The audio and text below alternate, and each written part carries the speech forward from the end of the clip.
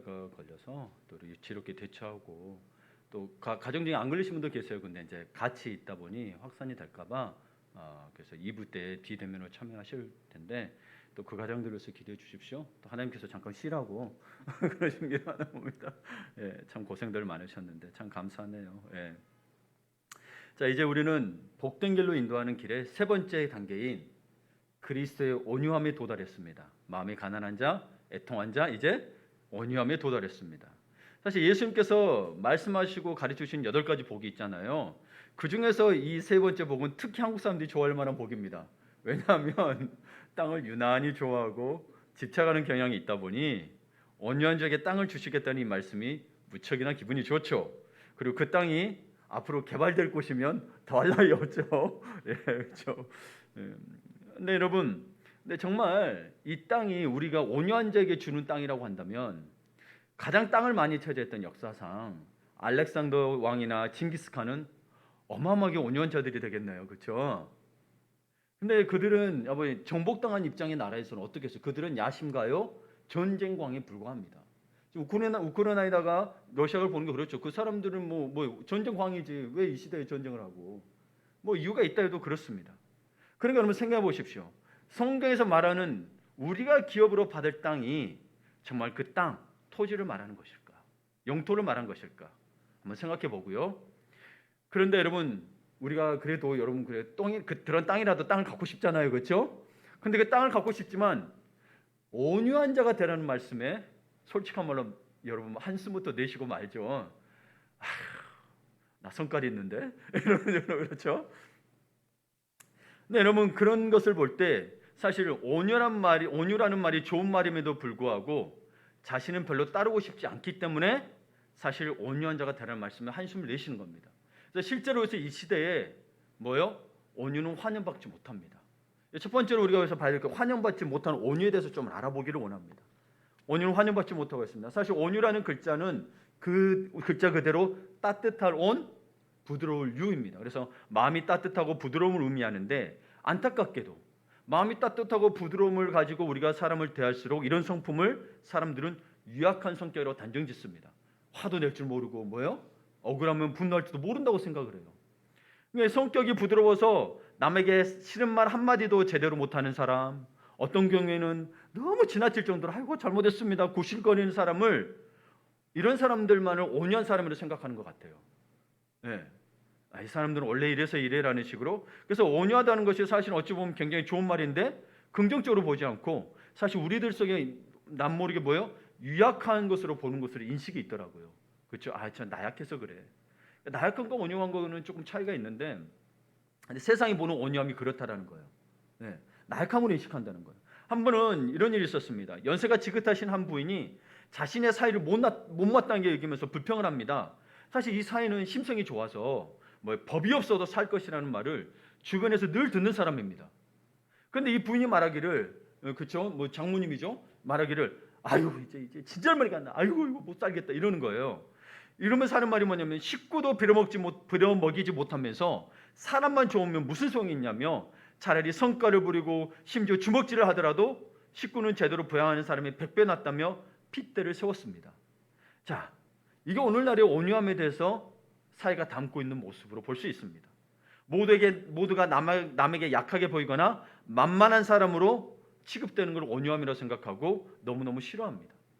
예. 그러니까 여러분 그렇기 때문에 그리스도인들도 이 온유하되면 잘못된 이해가 있다 보니까 그리스도인들도 땅은 좋아하지만 온유한 자는 복이 있나요? 온유한 자는 이 말씀 별로 달가하지 않는 거예요. 봐보세요. 근데 성경에 온유라는 단어가 굉장히 많이 나와요. 그리고 여러분 생각해보세요. 우리는 이미 믿는 자잖아요. 그렇죠? 믿는 자예요. 믿는 자 안에는 이미 온유함의 성품을 가지고 있습니다. 왜냐면 믿는 자는 뭐예요? 성령이 내재하시잖아요. 그럼 온유함은 뭐의 열매라고 그랬어요? 성령 열매라고 그랬어요. 우리는 이미 그래서 가지고 있는 거예요, 사실은. 네. 근데 이 나약함은 아니라는 거예요. 이 나약한 세상에 보는 그런 온유함 아니라는 건데 먼저 보겠습니다. 우리는 온유하다는 걸 때 막 선천적으로 저 사람 타고나서 온유해 이렇게 이야기하는데 예수님이 말씀하시는 온유는 선천적으로 타고난 부드러운 성격을 이야기하는 게 아닙니다. 선천적으로 타고난 게 아니에요. 자, 어떤 거냐면 성령님을 마음에 모시고 그리스도를 나의 구주로 고백한 모든 사람에게 후천적으로 나타나는 성품이에요. 봐보세요. 성령께서는 우리 마음에 오셔서 먼저 우리의 심령을 가난하게 하시고 애통해 하신다 그랬잖아요. 그런 다음 성령이 우리 안에 형성시켜주는 성품이 바로 온유인데요. 온유는 뭐의 열매라 그랬어요? 성령의 열매예요. 그러니까 예수님은 성령으로 잉태됐기 때문에 이분은 아예 태어날 때 하나님이시니까 사실 그래도 성령을 놓고 볼 때 성령을 잉태하셨기 때문에 이미 온유하신 분입니다. 그러고 우리는 예수님 믿죠. 우리는 태어날 때부터 성령이 우리 잉태된 게 아니잖아요. 네. 그렇기 때문에 우리는 원래 태어날부터 성경에서 말하는 온유함을 가지고 있는 게 아닙니다. 예수를 믿고 우리 안에 성령이 계셔서 그 성령님이 우리 안에 계셔서 주인이 되셨을 때 온유함이 나타납니다. 그래서 성령님이 믿으면 내재하시는데 그분이 우리 안에 손님으로 와 계시는가 아니면 우리를 다스리고 천국 이르도록 주인으로 와 계시는가에 따라서 이 온유함이 나타나느냐 아니면 안에만 그냥 있느냐가 됩니다. 그래서 온유함은 발현되는 것이지 안에만 있는 것은 아니에요. 그러나 씨앗은 가지고 있다. 내재하시기 때문에. 예. 그러므로 정말 우리가 예수를 믿고 따를수록 성령께서는 반드시 우리의 성품을 온유하게 바꾸어 놓으십니다. 예. 그런데 만일 우리가 예수님을 믿고 성령을 모시고 산다고 말하면서 성격이 온유하지 못한다면 그것은 자기 모순이고 자기를 속이는 자기 기만이 되고 맙니다. 그렇죠? 봐보세요. 믿음은 성령과 결국 연관이 되기 때문에 이게 없다는 것은 나는 때려 죽어도 안 돼. 그럼 이건 진짜 예수를 믿는 게 아니라는 거죠. 교회를 다니는데 나는 이놈의 성격 절대 못 고쳐. 예수님 와도 못 고쳐. 예수 안 믿는 거죠 사실은. 여러분 저도 사실은 어찌 보면 어릴 때부터 조금 과격한 사람이었어요. 그래서 싸움 좋아하고 실제로 여러분 저 이빨 아래도 깨져 있어가지고 가짜 이빨입니다. 나. 두 명 붙었다가 그냥 정통으로 맞아가지고. 근데 여러분 지금은 안 싸워요. 알겠어요. 예수를 믿고 성령께서 싸우지 않도록 참도록 인도하시고 하시기 때문에 그러는 거지. 여러분 그렇게 했다면 벌써 이미 저는 어디 가서 여기 문신색이고 막 이러고 있을지도 몰라요. 그러니까 여러분 그런 것들이 정말 세상에서 말하는 어떤 착함의 개념이 아니고 정말 우리가 나중에 예수를 믿음으로써 나타내는 이 발현된 온유함. 그러니까 예수님이 말씀하시는 온유함이란 무엇일까? 그러니까 온유함이란 것은 자신감의 결여도 아니고 비굴한 것도 아니고 그냥 인간적인 친절함도 아니고 우리 인간적인 친절함으로 속기도 하는데 그게 아니고 진짜 온유함이란 이미 여러분 팔복에서 마음이 가난한 자 애통한 자를 통해서 다 이야기했지만 다 연결됩니다. 나 스스로는 모든 것이 불가능합니다. 그러나 하나님으로는 모든 것이 가능합니다. 이 마음이 진짜 온유함이에요. 그럼 여기에는 내가 어떤 거 하냐면 내게 능력이 있고 재산이 있고 가족도 있고 집도 있고 힘도 있어요. 근데 그런 것들이 있음에도 불구하고 내가 하는 것이 아니고 하나님으로 모든 것이 가능합니다 할 때 온유함이 있는 거죠. 그러니까 이거는 자기 자신이 가진 것에 대해서 도취되지 않고 전적으로 하나님을 의지하는 것을 온유함이라고 말합니다. 사람이 살다 보면 여러분 봐보세요. 지독한 압박도 받고 또 직장에 있다 보면 그런 압박도 받고 무시도 당하잖아요. 시련을 당할 때 참을 만큼 참았어. 참아놓고 이제 참다 주님 이제 저게 이제 감히 어떻게 나를 보고 이런 말이 나올 때가 있죠. 이것을 성경을 보게 되면 이것조차도 참을 만큼 참았다고 해도 자기 중심적인 삶이라고 이야기합니다. 베드로가 이런 말을 예수님한테 예수님 내가요 7번이나 참았는데 잘하죠? 잘했죠? 원래 그 유대교에서는 보통 3번이 참는 거예요. 우리도 참으린 3번이면 살인 멸한다 속담이 있죠. 근데 7번을 참았던 거예요 자기는. 그때 예수님 뭐라고 해요? 7번에 70번이라도 참아라. 이거를 신학적으로 해석하니 뭐예요? 끝까지 참아라 말인 거죠. 그러니까 결국은 여러분 우리가 참은 횟수만큼 해서 세상은 그 정도 참았으면 충분해라고 이야기하지만 성경적인 온유함에서의 이 참음은 그게 아닌 거죠. 사랑은 그래서 오래 참고 그 다음에 사랑은 온유함이 이렇게 돼 있어요. 같이 나와요. 예수님도 마음이 나는 온유하고 겸손하니 같이 나와요. 온유와 겸손이 굉장히 같이 나옵니다. 그러니까 여러분 이 온유함 속에는 뭐가 있냐면 이것은 내가 다 그것들을 엎어버리고 그 사람은 이게 힘일 능력과 재산도 있는데 그렇지 않다라는 거예요. 그렇지 않다. 뭐에 맡긴다는 거예요? 하나님께 맡긴. 내가 할 수 있는데 내가 하는 게 아니고 내가 할 수 있는 힘이 있어요. 근데 나는 불가능한 거예요. 근데 그 누가 한다고요? 하나님 하신다는 게 진짜 온유함입니다. 그래서 예수님은 나는 마음이 온유하고 겸손하니라고 하셨는데 이 특징이 가장 잘 나타나는 게 뭐냐면 6월절에 예수님이 잡히시면서 한 제자에게 이런 말씀을 합니다. 이 사건이 어떤 사건이냐면 유다가 예수님을 팔았어요.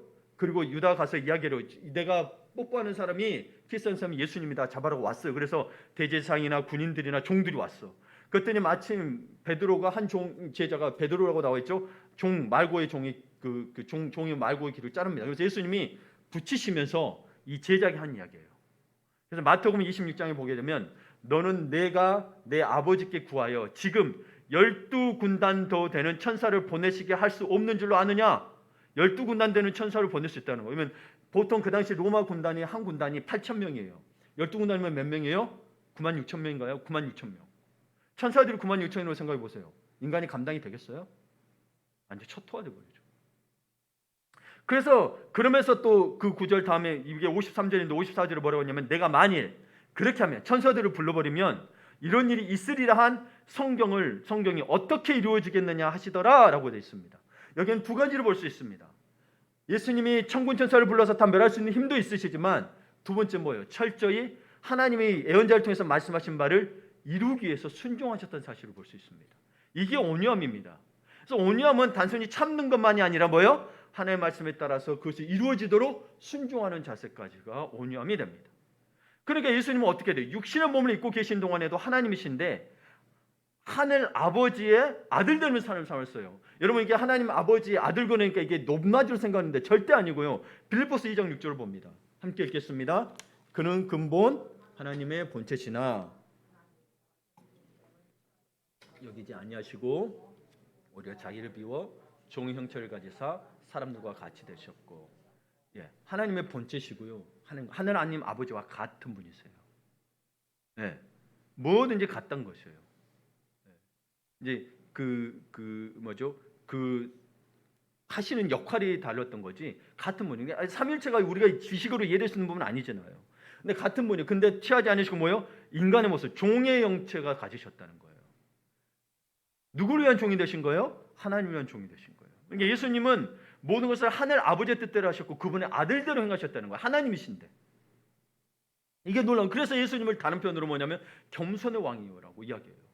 온유하고 겸손하시다고 해요. 그래서 그분이 자신이 가진 힘을 발휘해서 12형 되는 그 천군 여사를 부른 게 아니고 뭐예요? 하나님의 말씀을 이루어지도록 뭐 했다? 순종했다. 그 말씀에 순종했다는 게 온유라는 거예요. 그렇습니다. 그래서 우리는 예수님처럼 하나님을 향하여 온유함을 겸손해야 됩니다. 하나님을 향하여. 그래서 우리가 이 온유에는 뭐를 봐야 되냐면 하나님을 향한 온유와 사람을 향한 온유가 있습니다. 이건 좀 구분돼야 되는 건데요. 하나님을 향한 온유는 첫 번째 두 개가 있는데요. 첫 번째 하나님의 뜻에 대한 순종으로 나타납니다. 이건 예수님이 이미 보여주셨죠.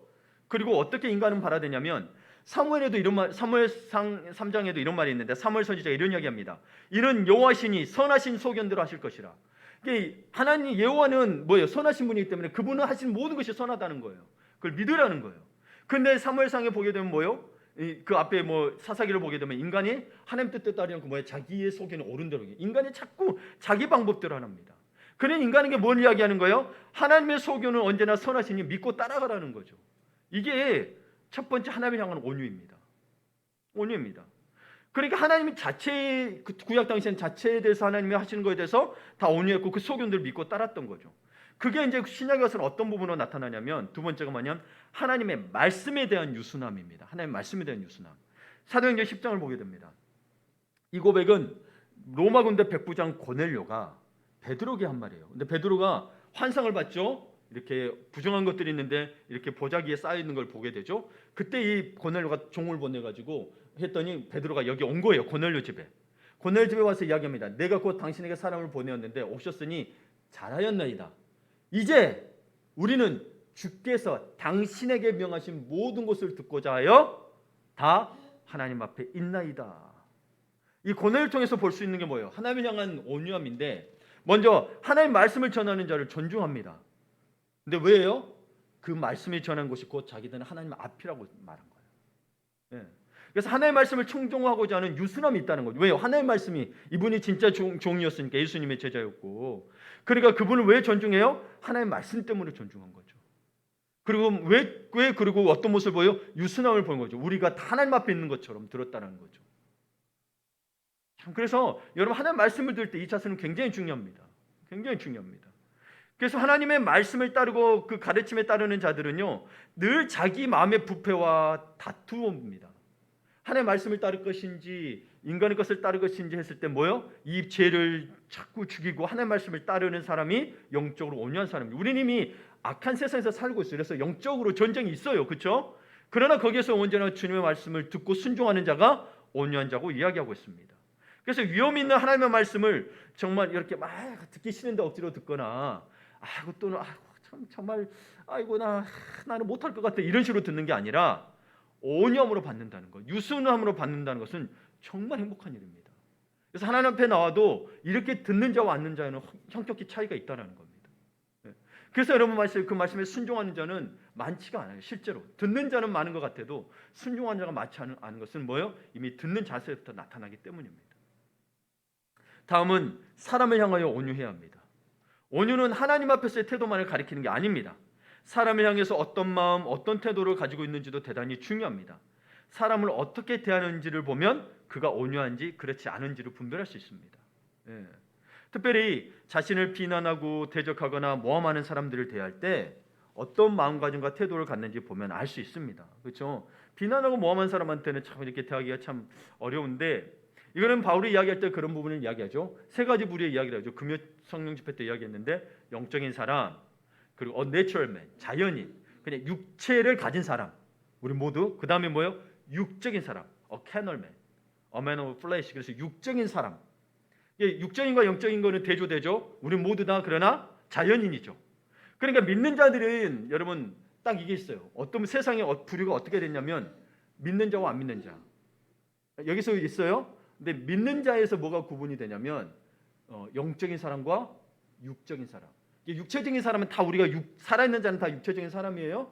그래서 이 육체적인 사람을 바울은 뭐라고 표현했어요? 젖먹이다라고 표현했죠. 인펀트라, 어린아이라고 표현했습니다. 전매로 표현했어요.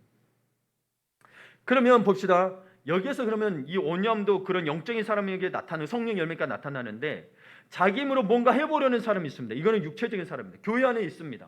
구원이 없다는 개념이 아니고 이미 하나님을 예수를 알면서도 성령이 일하도록 하지 않고 자기가 일하고 하는 사람이, 자기가 해보는 사람이 있습니다.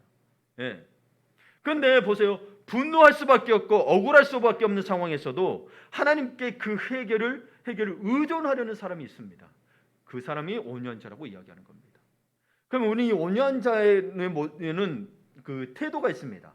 그 모습이 발현이 되는데 그 온유한 자의 태도를 모세를 통해서 볼 수가 있는데요.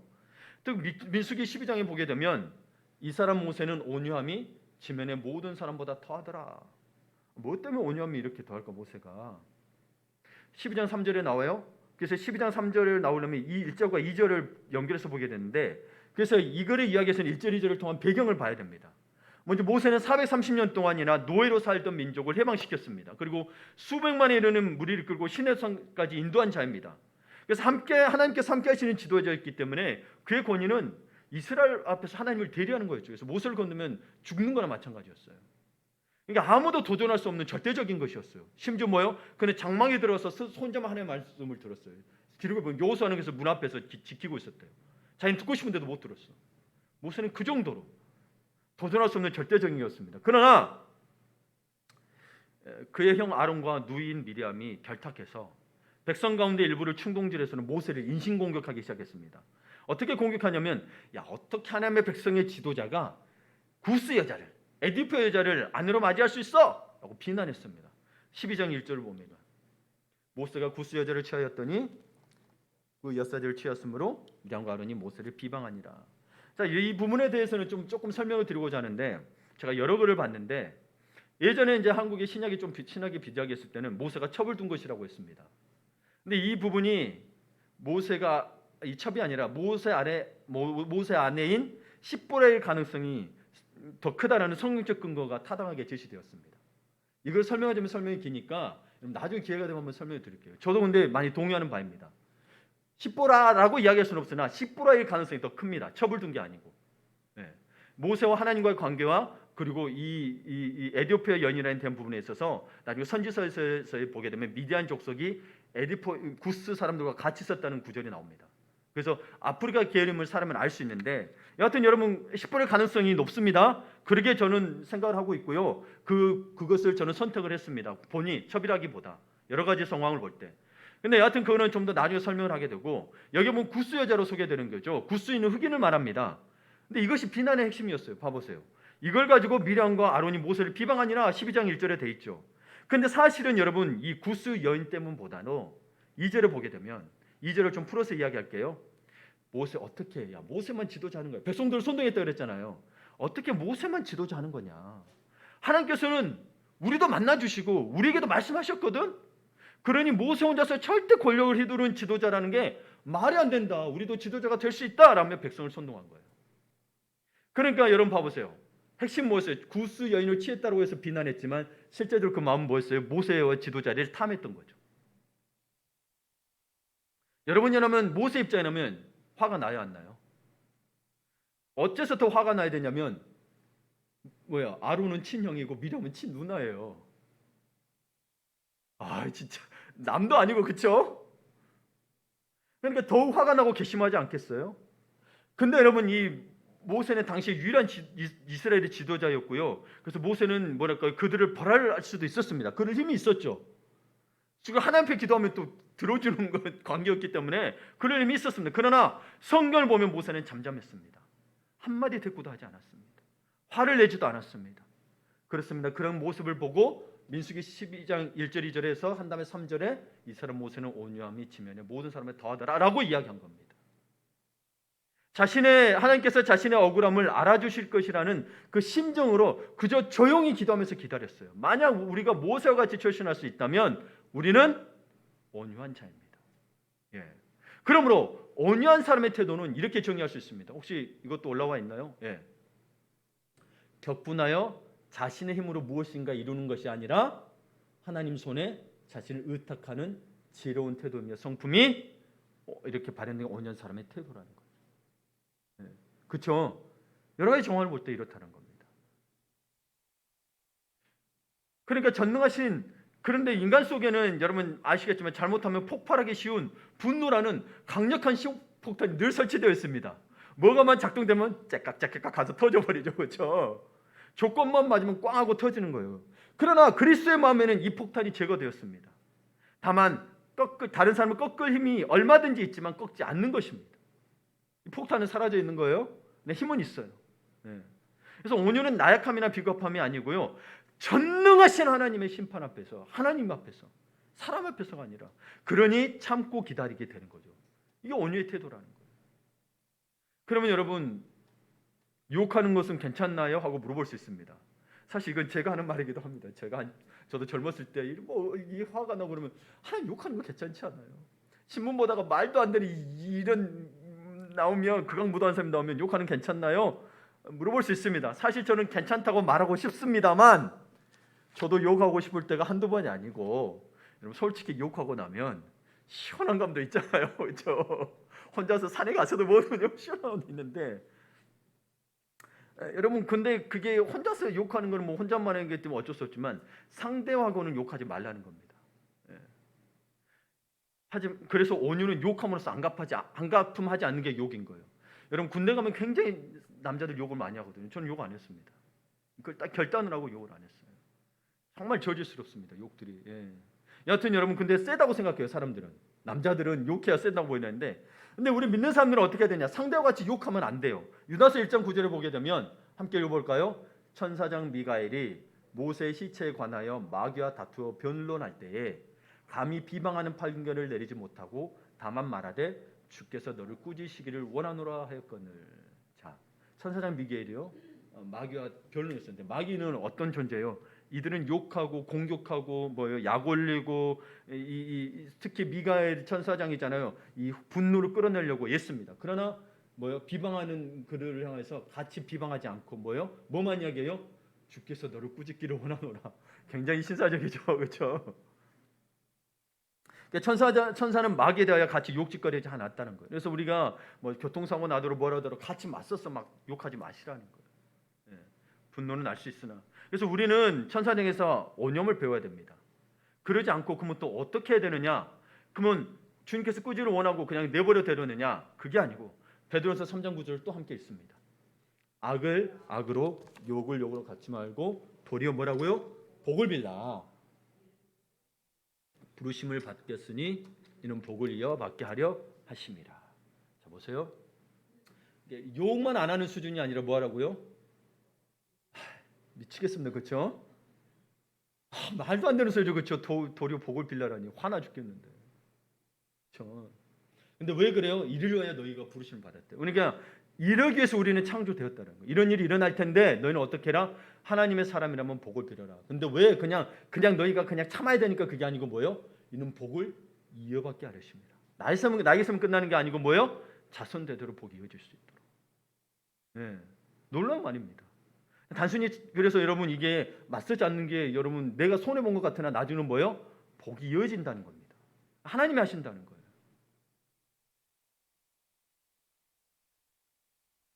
그러면 여러분 그렇다고 해서 그리스도인들이 자신을 변호한다든지 정직한 말조차 하지 말라는 건 아닙니다.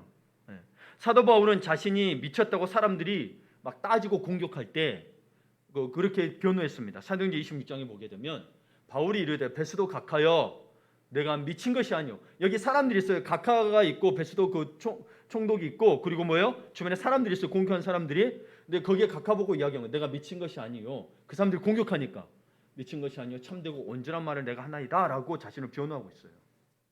네. 그러니까 여러분 그리스도인들은 어떤 사람들의 이런 악한 사람들에서 응수하는 것에 대해서 상대를 비난하고 상처 주는 것은 안 되지만 변호를 할 수 있어요. 그걸 다른 사람들 헐뜯어서는 안 되지만 상황의 이해를 위하여 변명을 할 수 있다는 겁니다. 예. 무조건 침묵만이 답이 아니에요. 예. 그럴 수 있다는 것을 여러분 제시해 주셨으니 지혜롭게 늘 말씀하시고 성령께 지혜를 구하여서 스데반처럼 했으면 좋겠습니다. 바울처럼 했으면 좋겠습니다. 우리가 이제 보게 될 게 뭐냐면 이게 온유한 자가 어떤 모습인지 삶에서 나타내는지 알겠죠. 사실 온유라는 구절들이 성경에 많이 나옵니다. 어떻게 하나를 딱 꺼집어서 할 수 없지만 분명한 건 힘은 있으나 그것을 화를 내거나 발현하지 아니하고 오히려 하나님께 맡기는 거, 참는 수준을 넘어선 거예요. 하나님께 맡기는 걸 온유함이라고 하는 거예요. 이제는 그런 사람이 뭐라고 하냐면 땅을 기업으로 받을 것이라고 했어요. 우리가 다음으로 봐야 될 게 땅을 기업으로 받을 것이다. 복동이여 너희는 온유한 자들이다. 너희는 땅을 기업으로 받을 것이다. 여기서 땅은 우리가 보는 이 토지를 말하는 게 아닙니다. 물론 이 토지의 어떤 것에 대해서는 포함하고 있습니다. 그러니까 예수님이 말씀하시는 땅은 인간의 삶의 현장. 인간의 삶의 현장이 뭐예요? 땅이죠. 근데 토지를 말하는 게 아니잖아요. 인간이 삶을 살아야 그곳이에요. 삶의 현장에서 하나님께서 인간을 통해서 구현하고 드러내고자 하는 하나님의 질서, 하나님의 통치, 하나님의 원리와 방법이 드러나야 되는 공간적 개념입니다. 이걸 총칭해서 하나님의 뜻이 드러나야 되는 공간적 개념입니다. 좀 어렵죠? 하나님의 뜻이 땅에서 구현되기 때문에 설명이 어렵습니다. 내가 하나님이 아니라. 근데 이해는 하셔야 돼요. 분명히 뜻이 하늘에서는 같이 땅에서 이루어지라 그랬죠. 그렇죠? 이걸 기억하세요. 하나님의 뜻이 드러나고 구현되는 공간이 어디다? 땅이다. 땅은 그래서 뭐 하나님 나라가 임한 땅인 거예요. 그냥 땅은 토지를 말한 게 아니고 하나님 나라가 임한 땅. 그래서 여러분 봐보세요. 누가복음 17장을 보게 되면 천국이 너희 안에 있다 그랬어요. 실제로 봐보세요. 하나님께서는 회개하라 천국이 가까웠느니라. 애통하며 회개하며 실제 천국 우리 삶에 임했어요. 마음이 가난하고. 그런데 여러분 봐보세요. 마음이 가난한 자는 그때 천국은 저 하늘나라일 수 있습니다. 우리가 죽어서 가는 곳. 그렇죠? 우리가 천국 약속을 받았습니다. 그런데 여러분 그것만 기대하고 살기에는 우리가 이 땅이 너무 고달퍼요. 어떻게 해야 돼요? 천국이 너희 안에 있다고 합니다. 그 땅이 구현되기 위해서는 천국 우리 삶에 있기 위해서는 뭐예요? 온유해야 한다는 거죠. 그래서 여러분 솔몬도 이야기하고 잠언서도 보게 되면 마음을 다스리는 자가 성을 쌓는 자보다 훨씬 낫다. 용사보다 낫다 그래요. 용사보다. 싸움을 아주 잘하고 용맹한 자는 보다 마음을 다스리는 자, 온유한 자가 훨씬 낫다고 해요. 그러니까 이 땅은 그래서 여러분 저 세상에 있는 천국만이 아니고 우리가 지금 이 살아가는 이곳에서의 땅이 이루어지는 천국을 말합니다. 그 구현이 된다는 거예요. 그러니까 여러분 이 개념을 이해하셔야 돼요. 실제적인 물리적이라는 게 뭐라도 우리의 삶이 나타나는 거예요. 삶이 나타나는 거예요. 삶에서 나타나는 거예요. 그런 의미에서 여러분 이 온유한 땅을 기업을 받을 것이라고 했는데 하나님은 이 땅 이야기를 참 많이 하셨어요. 하나님도 땅을 참 좋아하세요. 왜냐하면 하나님 뜻을 땅에서 이루기 위한 거기 때문에 그래요. 뭐 하늘에 있는 땅이 또 땅에서 이루어지라 그랬잖아요. 그렇죠? 그래서 창세기 1장부터 땅에 대한 이야기가 나옵니다. 창세기 1장 28절을 보게 되면 하나님이 그들에게 복을 주시며 하나님이 그들에게 이르시되 생육하고 번성하여 뭐요? 땅에 충만하라. 땅을 정복하라. 바다의 물고기와 하늘의 새와 땅에 움직이는 모든 생물을 다스리라 하시니라. 여러분 사실 바다도 있지만 바다 가장 밑바닥은 또 뭐예요? 다 땅이에요. 그렇죠? 다 땅이에요. 네.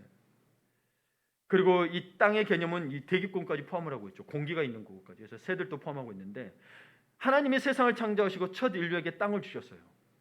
바닷속에 사는 게 아니라 땅을 창조하시고 인간을 창조하셨어요. 그리고 말씀하셨습니다. 땅에 충만하라. 땅을 정복하라.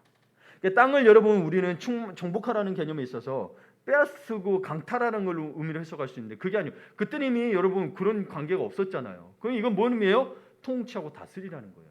레인하라는 거예요. 정복했는데 너가 다스리라는 거예요. 네.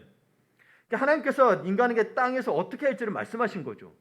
뭐로 충만해야 되는 거예요? 하나님이 이미 봐보세요. 이미 그들에게 복을 주시며 돼 있어요. 그리고 생육하고 번성하라는 복을 주셨다는 거예요. 그래서 땅에서 뭐 하는 거예요? 그들에게 복을 주신 복대로 살아가는 겁니다. 땅은 먹고 자고 거래하는 곳으로 설정된 게 아니고 하나님께서 땅이 이스라엘의 창조하실 때 하나님의 원리와 하나님의 질서와 하나님의 가치관을 구현하는 인간을 통해서 이 땅에서 사는 인간을 통해서 이 물리적 공간을 통해서 이루어질 수 있도록 땅을 설정하셨다는 거죠. 이 개념이 좀 어려울 수 있는데 하나님에게는 땅이 사실 필요 없잖아요. 그렇죠? 인간이 사는 곳이 땅이에요. 인간이 사는 곳에서 믿는 자와 안 믿는 자가 있다고 그러고 믿는 자 중에서도 영적인 자와 육적인 자가 있다 그랬잖아요.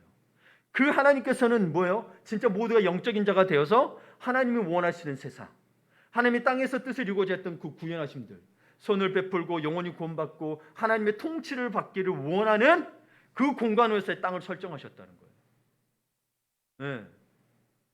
그런데 그 땅에 대해서 그렇게 살아야 되는데 아담이 살지 못하게 되죠. 죄를 범하게 되는 거죠.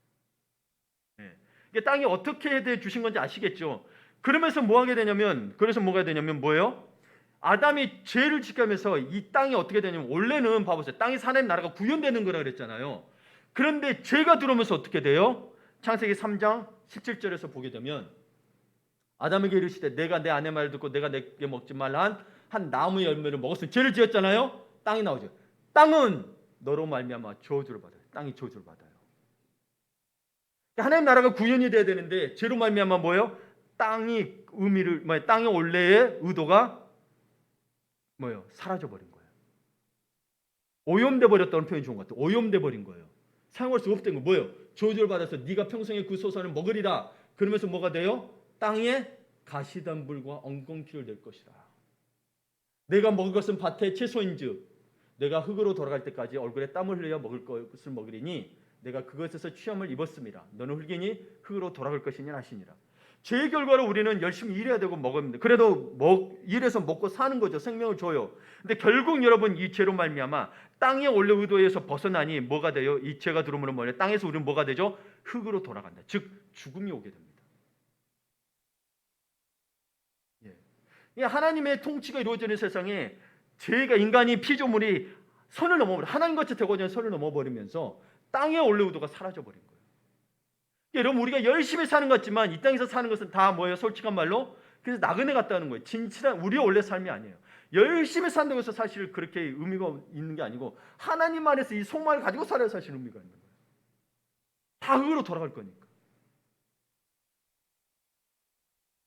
하지만 참 우리에게 소망을 주시는 분이기 때문에 하나님은 자비하심과 인자하심이 무궁하셔서 인류를 그냥 두지 않으셨어요. 아브라함 때에 가셔서 다시 땅 이야기를 하십니다. 이 땅을 회복하고 좀 원하세요. 그냥 이제 두지 않으시고 뭐요? 회복하기 원하세요. 그래서 창세기 10장 1절을 보게 되면 여호와께서 아브라함에게 이르시되 너는 너의 고향과 친척과 아비의 집을 떠나. 여기는 혈육과 친척의 땅이에요. 있는 거. 여기도 땅을 의미해요. 떠나 뭐요? 내가 내게 보여줄 땅으로 가라. 내가 내게 보여줄 땅으로 가라. 그러니까 여러분 그것을 떠나 고향과 친척과 아비의 집에 혈육이 있는 상징하는 땅을 떠나서 뭐예요? 하나님께서 보여주신 땅으로 가라는 거예요. 그래서 하나님께서 보여주신 땅은 뭐냐? 끊임없이 자기 백성들을 통해서 하나님의 뜻을 드러내고 구현하기를 원하셨던 공간이에요. 이 친척 혈육이 있던 자는 우상이 창궐했던 땅이에요. 예. 거기 있으면 영적으로 못 벗어나요. 땅이 나쁘다는 의미가 아니고 못 벗어나요. 그래서 하나님의 땅으로 가려죠. 그래서 하나님은 아브라함을 택하셨는데 우리는 아브라함을 믿음의 조상이라고 부르죠. 여러분 결과론적으로 믿음의 조상이라고 부르는 거지 원래 믿음의 조상이 아닙니다. 예. 그냥 어떤 구절로 아들을 바치라고 했는데 이래서 믿음의 조상 이렇게 얘기하는데 그건 아니고 창세기 12장부터 24장까지 여러분 반복해서 봐보십시오. 아브라함이요 지척거리고 주저앉고 무지하고 포기한 게 수도 없이 나옵니다. 그러니까 여러분 이 사람이 믿음의 사람이 된 것은 이 하나님이 얼마나 큰 은혜인가 알게 돼요. 하나님이 끊임없이 아브라함을 설득했고 끊임없이 은혜를 베풀면서 그가 믿음을 가질 수 있도록 해준. 그러니까 정말 믿음을 가질 수 없는 사람인데 믿음을 갖게 해준 가장 잘 드러낸 인물이 아브라함인 것을 알게 됩니다. 네. 그냥 어떤 구절만 띄워놓고 보니까 믿음이 좋다는 거지 사실 이 여정을 봐보세요. 천신만국 그 땅에서 하나님이 약속의 땅에 가나안 땅에 집어넣더니 기근이 오자 12장에 보면 기근이 오자 하나님께 한마디 상의도 없습니다. 기근이 오자 두려워서 굶어 죽을까 봐 고민도 없이 가서는 안 될 땅 애굽으로 흘러 들어갑니다. 그래서 무슨 일이 일어나요? 아내를 빼앗길 뻔했죠. 아내를 빼앗길 뻔했어요. 그런데 하나님은 혼을 내지 않았죠. 바로 못 냅니다. 이게 믿는 자의 은혜인데 이게 믿는 자의 은혜인데 여러분 우리가 참 잘못할 때가 무지해서 하나님의 뜻을 못할 때가 많은데 그때마다 뭘 보게 되냐면 에베소서 2장을 보고 여러분 참 감사하셔야 됩니다. 너희는 그 은혜에 의하여 믿음으로 말미암아 구원을 받았으니 이것은 너희에게서 난 것이 아니요 하나님의 선물이라. 행위에서 난 것이 아니니 이는 누구든지 자랑하지 못하게 함이라. 아무도 자랑하지 못하게 하신 거죠. 그러니까 여러분 이 아브라함을 통해서 볼 게 뭐냐면 혹은 나를 볼 게면 내가 믿음이 좋은 게 아니라 나는 믿음이 큰 사람이야 이러면 안 됩니다. 내가 믿음이 좋은 게 아니라 하나님이 그만큼 기다려주고 설득하신 거예요. 여러분을 기다려주고 설득하신 거예요.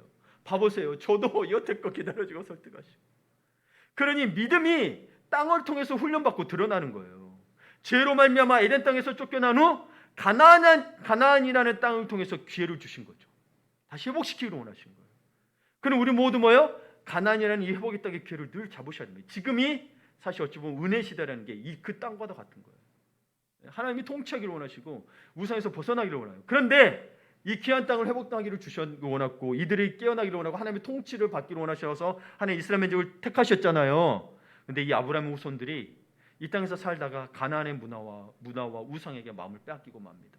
한번 볼까요? 지금과도 비슷해요. 이사야서 보게 되면 그 땅에는 뭐가 가득해요? 은금이. 또 보화가 무한하대요.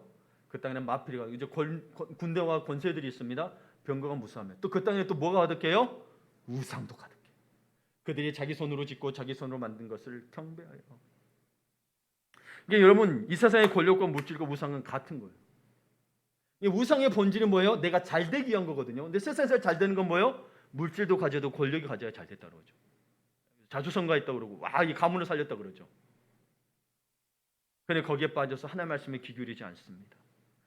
그래서 이들이 어떤 일을 하게 되냐면 강탈을 일삼고 가난하고 궁핍한 자를 압제하고 이방인들을 부당하게 학대합니다. 그러니까 여러분 이 본질에 뭐가 있냐면 여러분 우리가 잘 되고 뭐가 은금이 가득하고 마필이 가득하고 병거가 무수하고 세상도 지금 뭐 핵폭탄 쐈고 막 그러잖아요. 결국은 뭐예요? 누군가를 압제해야만이 자기가 가질 수 있는 거예요. 누군가의 땅을 뺏고 누군가를 정복해야만이 자기가 가질. 지금은 그리고 여러분 자원이 언젠가는 바닥날 거는 불안감을 나라들이 가지고 있습니다. 그러니까 그 자원 확보하기 위해서라도 다른 나라를 가서 침략을 해야 되는 거예요. 결국 이스라엘 민족은 뭐예요? 그렇게 견고했음에도 불구하고 아수르와 바벨론의 땅을 빼앗기고 맙니다. 사실 하나님 넘겨주신 거죠. 네. 그래서 성경을 통해 하나님의 백성의 장구한 순례 여정을 보게 되면 결국 땅을 회복하는 싸움입니다. 네. 믿음을 구현하는 땅, 온유함을 구현하는 땅, 하나님의 뜻과 통치가 다스리는 땅. 어쩌면 교회가 그곳일 수 있습니다만 교회만을 말한 건 아닙니다. 결국 뭐예요? 여러분의 마음의 천국이 있기 때문에. 그래서 온유한 자는 땅을 얻을 것이라는 것에 대해서는 특별히 더 여러분 알아야 될 겁니다. 그럼 온유한 자가 무엇이냐? 시편 37편 9절에 보게 되면 진실로 악을 행하는 자들은 끊어질 것이나 여호와를 소망하는 자들은 뭐라고 돼 있어요? 땅을 차지하리로다. 그럼 오늘 읽었던 9절과 연결시키면 여호와를 소망하는 자들은 어떤 자들이에요? 온유한 자들이죠. 온유한 자들이 땅을 기업으로 받을 것이라 했어요. 여호와를 소망하는 자들이에요. 그래서 여러분 온유함이란 이 시편 30편의 배경도 보게 되면 악과 악한 자들이 있어요. 근데 그들이 주는 기근과 혼란과 압제 속에서 어떻게든 내 힘으로 내 스스로 문제를 해결했다는 것이 아니라 여호와를 소망하는 자들에게 하나님께서 땅을 약속하신 거예요. 하나님의 통치와 하나님의 다스림과 하나님의 질서, 그걸 약속하신 거예요. 그래서 이것을 그렇게 됐을 때 어떻게 되느냐? 37편 11절을 보게 되면 그러나 온유한 자들은 땅을 차지하며 풍성한 화평으로 즐거워하리로다. 어떤 땅이냐면 이 풍성한 화평이 있는 땅인데 그게 뭐냐? 하나님과의 관계의 회복을 통해서 그분 안에 있는 복락을 경험하는 은혜를 말합니다. 여러분 정말 하나님 관계 안에서 그 관계를 회복하고 그 복락을 늘 은혜를 경험하고 계십니까? 그러면 온유한 자들인 거예요. 이미 땅을 차지한 거라는 거예요. 그렇게 하나님께서는 땅이라는 땅이라는 물질을 매개물로 사용하세요. 하나님의 통치가 이루어지는 매개물로 사용하세요. 땅 자체가 중요한 게 아니고 하나님이 사용하시기 때문에 이 땅이 그래서 중요한 거예요.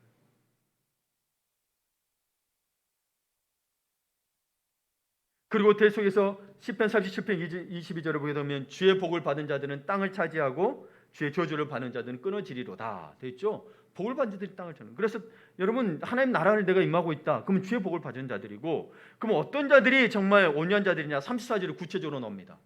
여호와를 바라고, 그렇죠? 봐보세요. 여호와만을 바래. 여호와를 바라고 그의 도를 지키라. 그의 말씀을 지키면 그리하면 뭐요? 네가 땅을 차지하게 하실 것이라. 이게 온유한 자라는 거예요. 여호와를 바라고 여호와 말씀을 지키는 자가 온유한 자이다. 그러니 온유한 자는 여호와를 소망하는 자, 주의 복을 받은 자, 여호와를 바라고 그의 도를 지키는 자입니다. 말씀을 마무리 짓고자 합니다. 지구를 땅이라고 부르는데 그리스도인은 온유함으로 받는 땅은 우리가 살고 있는 이 땅이면서 삶의 공간이면서 이는 하나님의 통치와 하나님의 복락을 경험하는 이 공간을 땅이라고 말한다 그랬어요. 그냥 토지만을 말한 게 아니라. 그러면 저와 당신에게 물어봅니다. 당신은 온유한 사람입니까? 당신은 온유한 남편입니까? 당신은 성령의 손으로 빚어진 온유한 아내입니까? 당신은 온유한 직원입니까? 당신은 온유한 사장입니까? 당신은 온유한 자녀입니까? 당신은 온유한 학생입니까? 오카노 목사님의 누가 온유한 자인가라는 글에 이런 내용이 있어요. 그 글을 읽고 성경 한 구절만 읽고 마칠게요. 오카노 목사님의 누가 온유한 자인가 글에 이런 말이 있습니다. 행복을, 이게 주보 뒤에 있는 글이에요. 주보 뒤에 보시면 있는 글이에요. 행복을 논하기 전에 자신의 성격부터 먼저 점검해야 한다. 온유하면 주님께서 기업으로 땅을 주신다고 했다. 총이나 칼 같은 무력을 행사하여 땅을 빼앗는다는 말이 아니다. 유업으로 받을 것이다. 유산을 받는 것입니다. 싸울 필요도 빼앗을 필요도 없습니다. 가만히 있으면 저절로 내 손 안에 들어오도록 되어 있는 것이 유산입니다. 온유한 자가 받는 유산은 남의 것을 훔친 것이 아니라 하나님이 주신 것입니다. 온유하면 처음에는 손해를 보는 것 같이 보입니다. 경쟁에서 지는 것처럼 보입니다. 그러나 결국에는 땅을 얻습니다. 그러면서 땅을 구체적으로 얘기합니다. 온유한 아내는 남편을 땅으로 얻습니다. 온유한 남편은 아내를 땅으로 얻습니다. 온유한 사장은 직원이 온유하게 된다는 게 아니고요. 온유한 직원을 얻습니다. 온유한 부모는 자녀를 땅으로 얻습니다. 그래서 여러분 보시면 땅을 부모의 기업이라고 이야기하죠. 그렇죠? 가족들이 온유하면 그 가정은 행복을 땅으로 소유하게 됩니다. 심령의 자유를 땅으로 소유하게 됩니다. 여러분을 비난하고 헐뜯는 이웃이 있습니까? 가족이 있습니까? 온유하십시오. 그러면 틀림없이 하나님은 그 사람을 땅으로 주실 것입니다. 베드로전서 3장 9절 함께 읽고 마치겠습니다. 악을 악으로 욕을 욕으로 갚지 말고 도리어 복을 빌라. 이를 위하여 너희가 부르심을 받았나니 이는 복을 이어받게 하려 하심이라. 아멘.